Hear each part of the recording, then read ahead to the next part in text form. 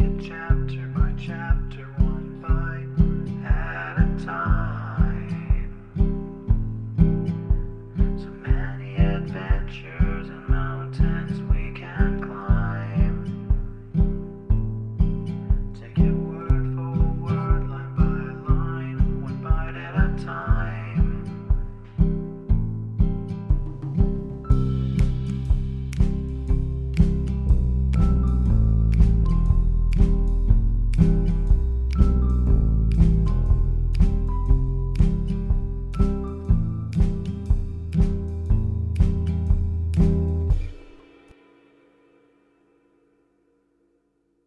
Welcome to Bite at a Time Books, where we read you your favorite classics one bite at a time. My name is Bree Carlile, and I love to read, and wanted to share my passion with listeners like you. If you want to know what's coming next and vote on upcoming books, sign up for our newsletter at biteatatimebooks.com. You'll also find our new t-shirts in the shop, including podcast shirts and quote shirts from your favorite classic novels. Be sure to follow my show on your favorite podcast platform so you get all the new episodes. You can find most of our links in the show notes, but also our website, biteatatimebooks.com, includes all of the links for our show, including to our Patreon to support the show, and YouTube, where we have special behind the narration of the episodes. We're part of the Bite at a Time Books Productions Network. If you'd also like to hear what inspired your favorite classic authors to write their novels, and what was going on in the world at the time, check out the Bite at a Time Books Behind the Story podcast, wherever you listen to podcasts. Please note, while we try to keep the text as close to the original as possible, some words have been changed to honor the marginalized communities who've identified the words as harmful, and to stay in alignment with Bite at a Time Books' brand values. Today we'll be continuing Les Miserables by Victor Hugo. Book 7th, The Champmathieu Affair. Chapter 1, Sister Simplice. The incidents the reader is about to peruse were not all known at M, but the small portion of them which became known left such a memory in that town that a serious gap would exist in this book if we did not narrate them in their most minute details. Among these details, the reader will encounter 2 or 3 improbable circumstances, which we preserve out of respect for the truth. On the afternoon following the visit of Javert, Monsieur Madeleine went to see Fantine according to his wont. Before entering Fantine's room, he had Sister Simplice summoned. The 2 nuns who performed the services of nurse in the infirmary, Lazariste ladies, like all Sisters of Charity, bore the names of Sister Perpétue and Sister Simplice. Sister Perpétue was an ordinary villager, a Sister of Charity in a coarse style, who had entered the service of God as one enters any other service. She was a nun, as other women are cooks. This type is not so very rare. The monastic orders gladly accept this heavy peasant earthenware, or is easily fashioned into a Capuchin or an Ursuline. These rustics are utilized for the rough work of devotion. The transition from a drover to a Carmelite is not in the least violent. The one turns into the other without much effort. The fund of ignorance common to the village and the cloister is a preparation ready at hand, and places the boor at once on the same footing as the monk.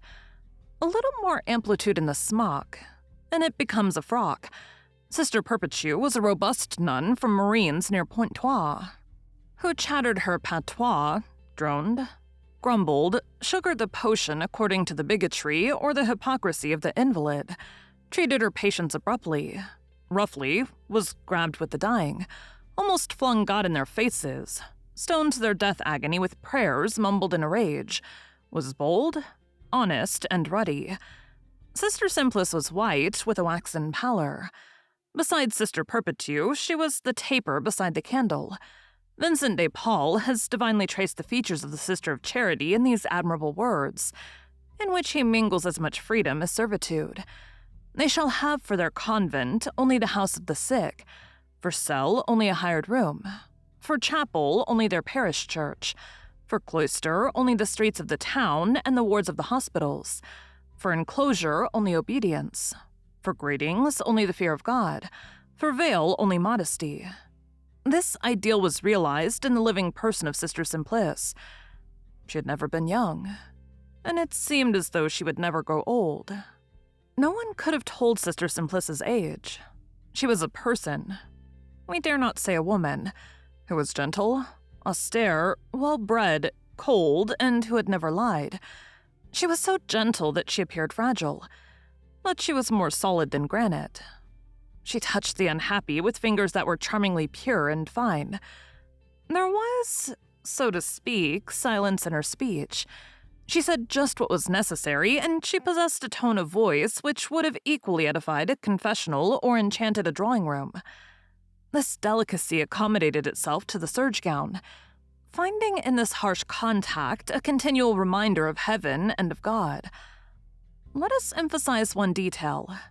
Never to have lied, never to have said, for any interest whatever, even in indifference, any single thing which was not the truth, the sacred truth, was Sister Simplice's distinctive trait. It was the accent of her virtue. She was almost renowned in the congregation for this imperturbable veracity. The Abbé Sicard speaks of Sister Simplice in a letter to the deaf-mute Monsieur. However pure and sincere we may be, we all bear upon our candor the crack of the little innocent lie. She did not. Little lie? Innocent lie. Does such a thing exist? To lie is the absolute form of evil. To lie a little is not possible. He who lies the whole lie. To lie is the very face of the demon. Satan has two names.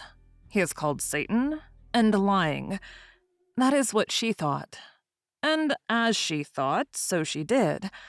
The result was the whiteness which we have mentioned, a whiteness which covered even her lips and her eyes with radiance. Her smile was white. Her glance was white. There was not a single spider's web, not a grain of dust on the glass window of that conscience.